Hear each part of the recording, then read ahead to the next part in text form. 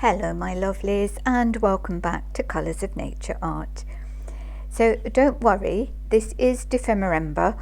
We haven't suddenly turned into some sort of green gardening channel, but it's all to do with today's challenge, which was the altered book page and blackout poetry.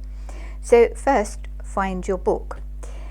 Well, I love books. I've got a house full of books and I went through them all and I really couldn't pull a page out of any of my books.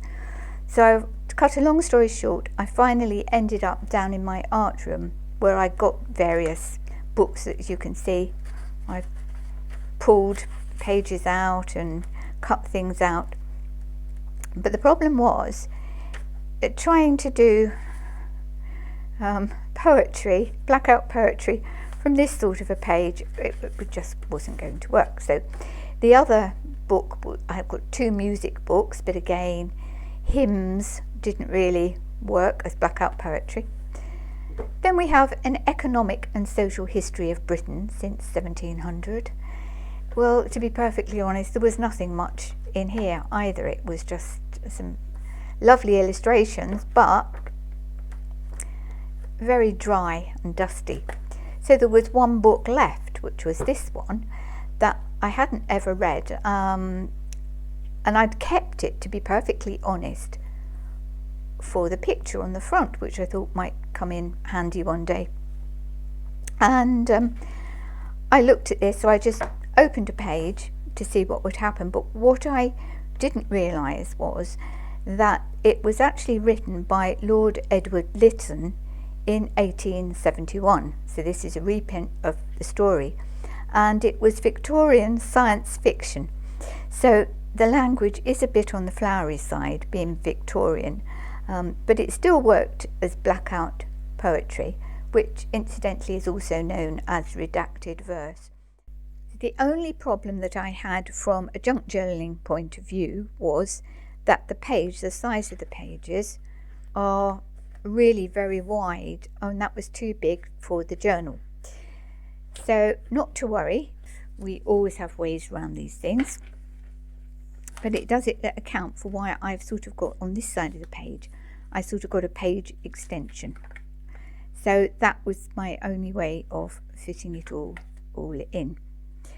So the actual, it was quite interesting when I started to go through it, because I picked the words out, and as I did so, there was a picture started to form in my mind of a storyline, which were forming from the words, but without other people seeing what I was seeing within those words, I realised that all these words could seem very sort of disparate and no sort of cohesive storyline, and yet sort of it's not just a jumble of words. And then I thought, well, the prompt also mentioned altered book page, and so I'd wondered whether I could try illustrating it on another one of the pages for the altered book page bit. But to be honest, it would have taken me probably 6 months to try and paint what I was seeing. So I decided that I would illustrate it digitally, and even then it took me 2.5 days to do it. And basically the character is a man, and I'll show you in a minute, I'll show you what I produced digitally. But basically the character is a man who is possibly troubled with his view of life and the world, and he's on a mountainside and he's thinking deeply and contemplating life in general. But then he has a life-changing experience because something has an effect on him, and you'll see that at the end.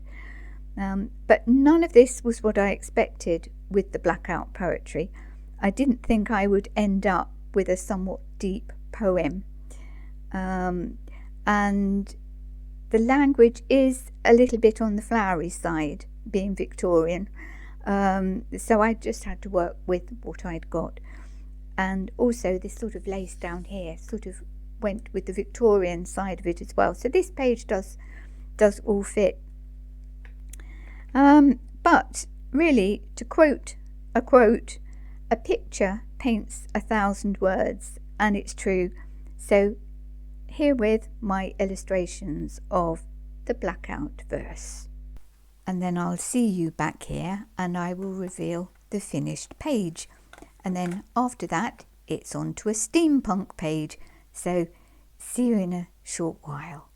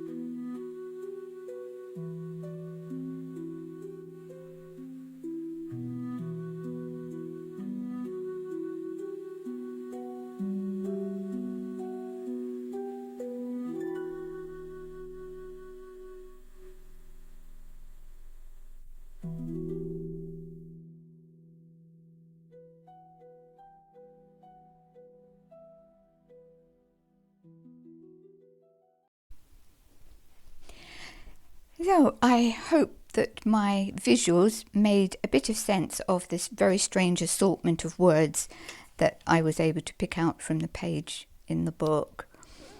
And at the side I just added a snippet strip to match the colours in the picture, and then I printed my lady onto some rice paper and then put her on there to complete the picture.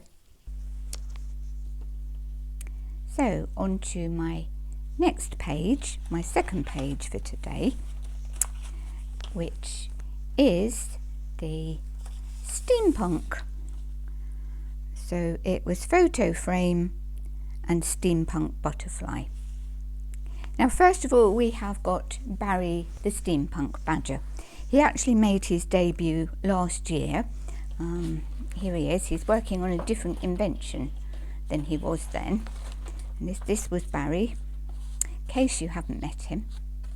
Barry the steampunk badger. So I thought, well, who better to go for advice on how to make a steampunk butterfly than Barry? So off I went to visit Barry, and he said, well, you can go and have a look round my living room and see what you can find. So what did I find? I found all sorts of bits and pieces, and here is my steampunk butterfly. Let's see if I can bring that a little bit closer. There we go. So I started off by making the pipes and I did those with moulds, with some texture paste in moulds, and a little bit of it, I think that top bit was air dried clay, but with the air dried clay it can be quite brittle. So I'd got my pipes, and you can see I've soldered where all the pipes join with some acrylic paint, and I was really quite pleased with how my butterfly turned out.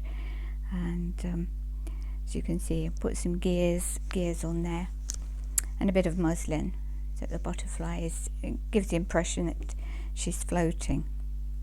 So I think that's been one of my favourite pages to do, was the steampunk butterfly.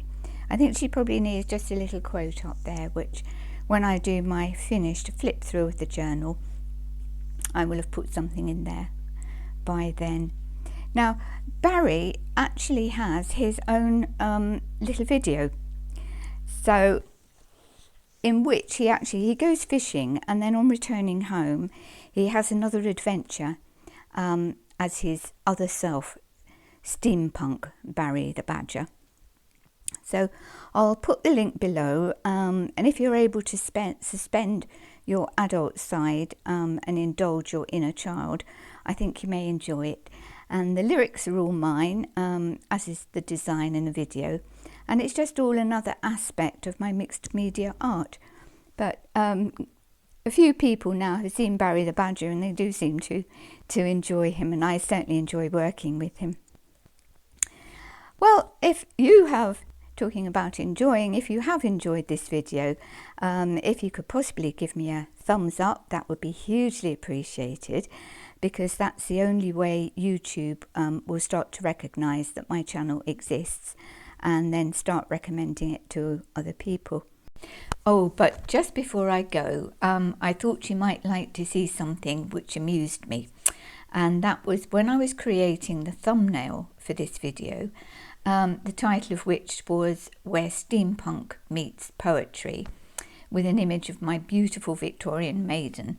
A line from a well-known poem came to mind, and I'm sure you know it, and I envisaged her with a suitor, and he's saying to her, "Oh, thou art fairer than the evening air, clad in the beauty of 1,000 stars."